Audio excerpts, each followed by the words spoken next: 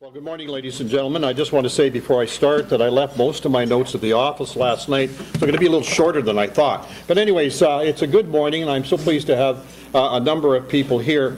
I'm going to start off the State of the City address in a particular way, because I want to talk about Cambridge City Council. And Cambridge City Council has over the last number of years, and since I've been in politics locally since 1976. So it's coming up to almost 40 years. And I can tell you very, very straightforwardly that this is the hardest working council that I've ever seen in terms of what they do, how they work in the community, the work they do in the office, everything. And I think they have to be recognized for that. They are a group that all have their individual interests, but also collaboratively work together to make this a better city. And we know what elected officials go through, and every day is not easy some days. I know every morning when I get up, it's my fault, whatever goes wrong in the city. I know that. They feel the same thing. But this is a superlative group, and I can't say enough about it. And as we go into these 4 years, and I said in my inaugural speech, this is going to be a transformative time period, and it will be.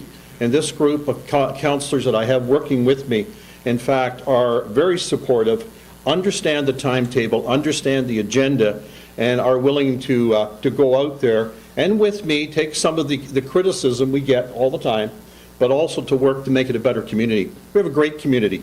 You know, and I say to kids, and I said this to Chief Larkin at council the other night, when you get into it, when you look at the cities in the region, we're very fortunate in terms of the economy here, the low unemployment compared to other parts of the province, when we look at how safe we are.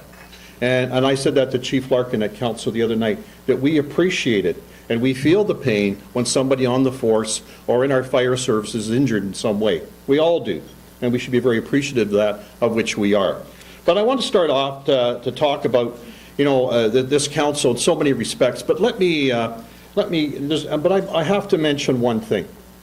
There's always that one councillor that kind of has a greater ambition than all the rest. The one where a mayor sort of feels there's footsteps behind him. And let's have a look to see who that is this year. And he didn't do well in his audition for Spam-A-Lot, but he's got this at home and he's working on it. But anyways, Councillor Mann has been terrific, and he fills in for me, and he's sitting at the table here. What am I talking about today? I'm talking about change. I'm talking about change in the community that's taking place now. And change is very difficult. We're very much an urban community, an urban nation, in terms of what is happening. We go back to the 18th and 19th century and 20th century, and there's a definition of Canada, Rocky Mountains and mounted police, and flowing wheat, East Coast cod, and of course icebergs. And you see that in federal ads all the time, lots of icebergs. And if you look at 21st century and you get a picture of who we really are, we're about traffic jams, we're about homeless people on the streets at times, we're about Tim Hortons on every corner, and if you're in Toronto, you're about hockey fantasies in terms of what you think will happen in the future. But that's the change that's taken place. We are an urban nation, and we have to come to terms with that. And that urbanization and the change that's taking place affects people all the time. You find the electorate, as different politicians across the country will talk about, being volatile. There's an unsettledness, and that's because of the rapid change that's taking place. And I think that's important to understand. You have things like roundabouts coming into your community. You know, the region a few years ago announced 11 roundabouts, and people threw up their arms, and we don't want 11 roundabouts. They're not safe. Trucks can't move around them. Or you get bike lanes in the community. And that comes into conflict with parking that you're used to. And that kind of change is disturbing and upsetting. Super mailboxes. Now there's not home delivery in a number of areas. That's going to the courts. And you look at libraries in Cambridge. They're not libraries anymore. They're idea exchanges. And that whole terminology is hard for people to assimilate at times. That's the change that's taking place. Change at the hospital. And if you look at the hospital, you see that how fortunate we are with Catherine McGarry and the provincial government that has come through in the first days of our term to say we're putting $250 million in, we're making an addition to the hospital, we're renovating the hospital, and that's a change that's taking place that's very positive, that's accepting, but also disconcerting because they change all the entranceways, and people have to get used to that kind of change. But I want to look at the hospital from a different perspective, from the perspective of the vision by Michael Moxham, who was the architect. And very interestingly, this architect came outside of Cambridge from Toronto. And he came into our community, and he analyzed it and looked at it. And what did he see? He did a presentation. He saw bridges, he saw water, he saw 3 communities. And he indoctrinated that into his architectural design. So if you look at his first river view here, he oriented the hospital towards the river. And that for him was very important, he said. And he elevated it so people could see out. And you could see in the next slide, people sitting there looking out at the river in the background. Also, believe it or not, he built a pedestrian bridge. And in his hospital, when he was talking about it, he talked about this bridge between the 2 units and how people could go from one part to another part. And then inside, he shows what it looks like, again, oriented towards the river, again, looking at what's happening. What it is saying is something that we don't talk about enough and what we don't really realize sometimes. Cambridge is a river city, and we need to come to terms with it, and we need to stop shying away from it. And that's what we've been doing. So when we talk about a river city, we talk about all the river starting up in Hespeler and the Mill Pond, coursing down through Riverside Park, down into the Galt community. And it's a heritage river. It's got international recognition. And so what this is all about is about how communities deal with their rivers.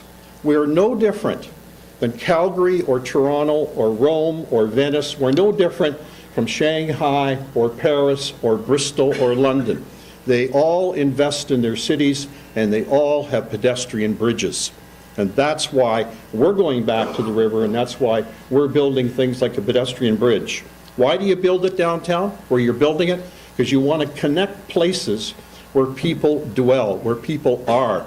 If you look at McDougall Cottage as a beginning point, the Sculpture Garden, Dunfield Theatre, Queen Square Library, these are all the places where people congregate and where people are, and you need that connection from that side of the river to the other side, where we're building the old Galt post office into a library, where we have a theater on that side and all the restaurants and so on. So that's the connection. Core areas have to put people first, not cars. And pedestrian traffic is as important as cycling in terms of a legitimate form of transportation. We have to understand that. That's difficult at times. It's difficult to go out and talk about quality of life and how it's important to walk by the river or to walk in a community. That's always difficult to sell to the public in terms of capital budgeting and so on. But we're doing that. But let me just say one thing. If you don't build it, they won't come.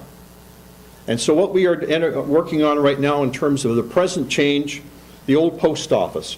The tenders have gone out. Mid-June, we'll have the tenders back, and we'll be starting on the old post office. It is significant in Canada because it will be the very first digital library from the ground floor up, and it's being designed that way. Halifax has a major library that's part digital, part books, and so on. This is even more important, and I think it will make a statement on the river of who we are, what we believe, and the fact that we are part of the 21st century. We'll be lighting the bridges in the downtown. We'll be going back to the river project in terms of the parking lot, which is a major parking lot in the downtown which needs to be redone. That's going out, and that should be starting in August.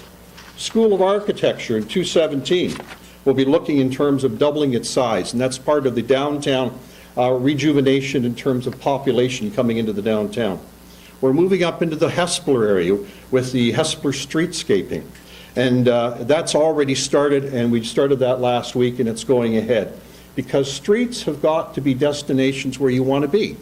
And if you have beautiful streets with patios and everything else that's out on the street, that's where people like to go. It's what they like to see. In June, we'll be coming forward to the community with a major report on the Preston Dam. And we'll be talking about that in our obligations and the province's obligations and the GRCA's obligations. This is a collaborative, and it's a collaborative that we'll be talking about at that time. Now let me move on. Let me talk about the change that will be taking place. First of all, it's the GO train service to Milton and Union Station. This has not been a dream. It is a reality we're working on. And I want to thank again our MPP, Catherine McGarry, for, as she said to me a week ago, it's my middle name, Go. Middle name is Go. And she's been working on that in terms of moving us ahead to make that connection. We've been working, we have a consultant's report, we have the validity in the report to support the numbers and to move us on into that direction. We have all of that coming together. And we have been working with other mayors down the line, other CAOs, about collaboratively approaching the province in terms of making this happen. The next thing we'll be talking about is the south and east boundary roads. Now that we have talked about at the regional level.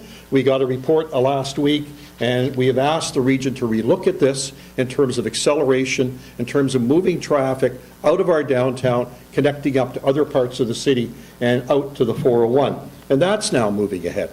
The third thing, of course, is our latest controversy that we always wake up to, which is the new sportsplex. That is not the design, by the way. We just got that off the internet. Pardon me. We took off Carl Kiefer this year. But the sportsplex, of course, there's two options. And there are really only two options. First option is we do a partnership with Conestoga College. That's the first option, where we make an agreement and that within the next 4 years, if all goes well, which it should, in 2018, we'll be opening a sportsplex in Cambridge to serve the needs of all our community.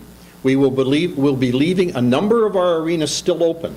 We're not shutting down all the arenas in the city. We will, in fact, be leaving a number of our pools open. So sort of the community residential aspects will still be there in every part of the city, but we'll also have a dynamic new center that we're working on. But I think what's important, too, is the fact that there is a concern about location. It's up in the northeast, it's way out somewhere. Well, it's no different than Rim Park up in Waterloo, which is on the other side, on the northwest northeast, that for years has been highly successful. And if you look at the chart to the far right, it gives you times of all extreme points within and on the border of Cambridge in terms of driving to Conestoga. And it also does the same for Waterloo. The times are virtually the same. It's not a big deal. And it's something we have to explain to people that this will be successful, it will work, and in fact is part of the planning that we're doing. The next slide is of my three friends. I want to say this was taken at the library in Kitchener. It's a beautiful library. It really is. It's something to go out and see. And I think what the picture is trying to say to you is that we work together, we're friends, we like each other, and we think it's important that as a regional community, with the regional chair, we work together in promoting the whole region. When we go to Germany or the Netherlands or when we go to China, it's about the region of Waterloo. Because if we have industry that comes into Cambridge, it benefits everyone in this region in terms of jobs. We have a particular investment that comes into downtown Kitchener, and it in fact benefits everybody. And we have to understand that. And in fact, that's what it's all about. But I think more importantly, we have set up a new development corporation. And that development corporation, with the regional chair and the mayors of the region and the communities, have decided that we need to work together. We have a board of 12 people right now, the top business people in the region, who are helping us to promote the city, our cities, in terms of business coming in and development and helping us to do things in a better way. We all work with each other. The changes that need to take place, that's the next thing. And there's always changes that we have to talk about, changes that are important in terms of the future. And of course, the first one for me, and I think for a number of mayors across Canada, is making cities sustainable. And I've said it before, I'm going to say it again, I'm going to keep saying it. We cannot go into the 21st century on property tax alone and user fees. It is not sustainable. And we know that. And we have to stop going hat in hand begging for money. because that's all I do as a mayor. I go around with knee pads on, begging for money. And that's got to stop. We have to be sustainable, because at the grassroots level in our cities, which are growing, which are getting bigger, immigration coming to Canada is not going to farms. It's coming into our cities. And in fact, we need to understand that and work with it. And we need to have the funding to do it properly. We need to have the money for our infrastructure deficits that every city in Canada has, and that we need to work on that. There needs to be a collaboration of discussions. You don't have to open the Constitution. The Constitution doesn't serve the people. We serve the Constitution. It's so difficult to open up. We don't have to open up the Constitution. We have to sit down and we have to talk as federal members, provincial members, and municipal members, and how we together are going to rearrange the funding and the de-evolution of powers to cities. That's the future. It will come. I won't be here. Barry will probably be here. He's fairly young still. Dave will probably be here. I won't be here in the future, but that will start to happen. And that's what needs to happen. And that's where we're going. Next thing I want to talk about is poverty reduction. And if you look at the region of Waterloo, it really does set a high standard across the province in what it has done in terms of poverty reduction within our communities. You look in terms of child care support, of surplus of money going into buses to reduce bus passes for people that are having difficulties. If you look at discretionary funding, which is above the provincial cap that this region has put into it, you have to be very proud of what they've done and how they have done it. But my concern is just not the people on the street in the wintertime who are homeless. My concern, as along with my fellow elected officials, is about people that sit in that group that live from one paycheck to the next, that are always vulnerable in terms of what may happen. And that's the group I think we have to focus on. And I think also what we have to do as a regional community with our nonprofit groups and the region is to work together to set up a collaborative to better understand the needs of certain areas and certain peoples within our community.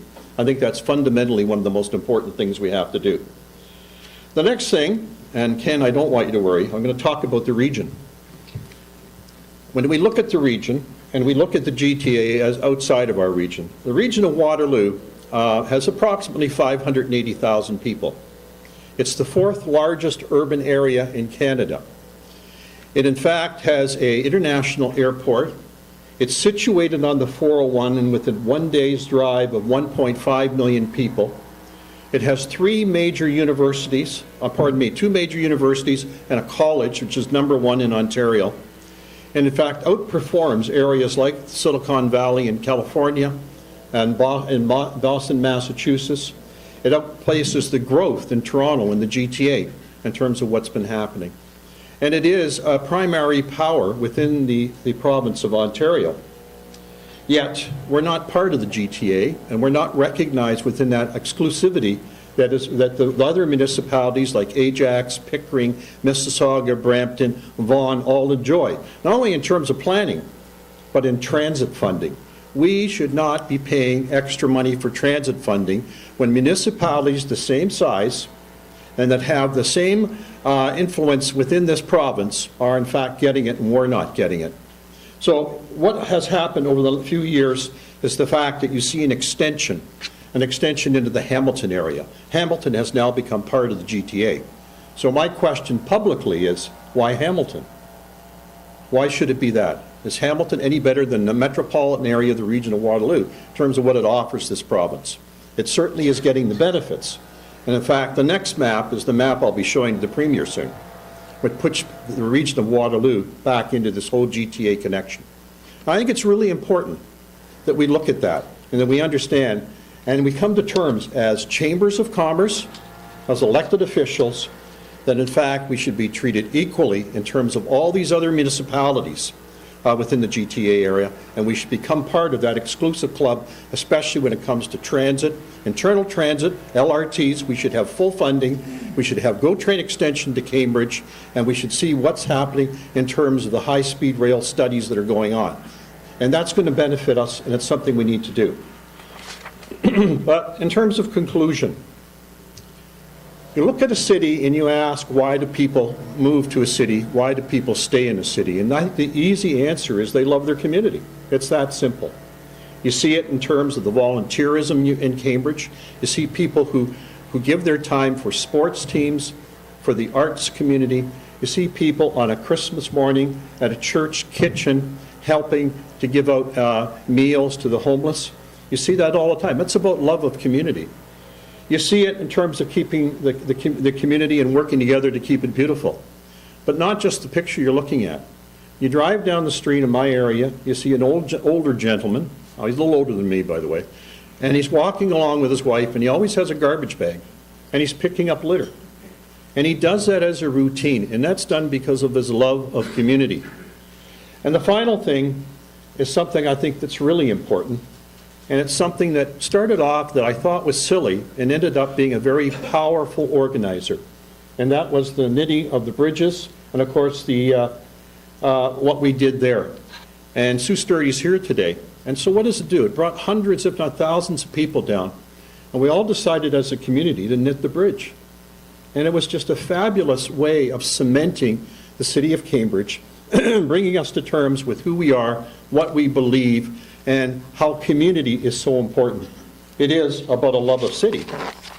And a love affair is a romance, and you always have to keep investing in it. And as a community, that's what we're doing, and as a city council, that's what we're doing. We keep investing in our community, and we invest throughout the community, and we reinvest. And I'm not going to be taken back or put in a corner about the fact that there's always costs or everything. Of course there is. But we balance our budget. I want to make that very clear. We balance our budgets in this region as municipalities, and we are transparent, and we are accountable, and we are approachable. And we know that we need people to help support us in that. So let me conclude. We don't have a Google, we don't have a RIM in terms of Waterloo, in terms of what's happened, and these are wonderful institutions. We don't have a pharmacy in our downtown, but we do have a ComDev, and we do have a Toyota, and we do have a Black Bridge, and we do have a Carnegie Library under glass in Hespeler, and we do have Riverside Park, and we do have Central Park in Preston with a community gazebo. We have a nationally recognized market in the downtown, and we have also a fire museum in terms of its architectural significance that is unique in Canada. That's what we do have, and that's who we are, and that's what we're all about. We're about the river, we're about heritage, we're about community, and these are the things that are very important. But I'm going to claim one more thing that's more important. We're the home to Murdoch Mysteries. Thank you very much, ladies and gentlemen.